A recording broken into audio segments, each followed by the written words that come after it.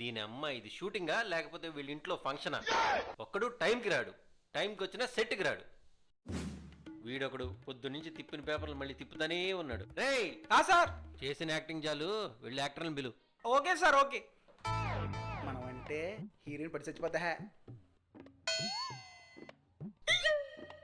షూట్లో నేను ఏది చెప్తే చేద్దే, మనల్ని కాదని అడుగు కూడా బయటడదు.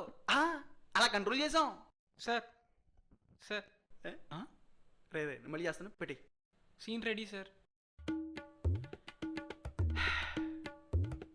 హీరోయిన్ వచ్చిందా? హీరోయిన్ సీన్ లేదు సార్ ఈరోజు. అంటే హీరోయిన్ రాలేదా? అంటే సీన్ లేదు కదా సార్. బోరింగ్ అబ్బా. సరే నేను వస్తాను, నువ్వు వెళ్ళు. వెళ్ళు. హీరోయిన్ స్పీచ్ ఎక్కడ ఉందో ఏంటో చూద్దాం.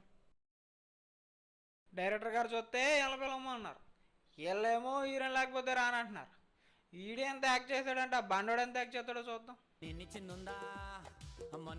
Sir short ready sir. Heroine వచ్చిందా? ఇవాళ హీరోయిన్ సీన్ లేదు సార్. అవునా? రావాలి కదా. సీన్ లేకుండా ఎందుకు వస్తుంది సార్? నా కోసం రావాలి కదా. మీ వల్ల ఎక్కువ ఇబ్బంది పడుతుందని తెలిసింది. పాప చెప్పిందా? అలా అమ్మ చెప్పి. ఈ పెద్దోళ్ళు ఉన్నారే. ఈ మాటలకే. హలో సత్య, రాలేదే? అవునా? బొక్కాయి నలగంటాడు కదా. ఏం లేదు, వీళ్ళ మొక్కల మీద కెమెరా పెట్టాలంటే నాకు చిరాగ్గానే ఉంది. వచ్చేది కదా. వచ్చేస్తుంది. Sir food sir. ఎంతమంది? 8 మెంబర్స్ సార్. 2-3 తెప్పించు. సరిపోదేమో కదా సార్. ఏం చేశారని? భయ్యా డిఓపి గారు 2 లైట్లు సెట్ చేయమన్నారు అర్జెంటుగా. సన్లైట్కి మించి లైట్ ఉంటుందా? ఏం మాట్లాడుతున్నావురా? నరాలు కట్ అయిపోయింది. సాపాటు ఎటు లేదు పాటైన పాడు బ్రదర్. సార్ మీరేంటి సార్ ఎక్కడ ఉన్నారు? పీక్కుంటున్నా. సీన్కి ఎవరు రావట్లేదు సార్. దీని అమ్మ పొద్దుట 6 గంటలకు అని చెప్పారు, ఇప్పుడు 12 అవుతుంది, ఎవ్వడూ రాట్లా.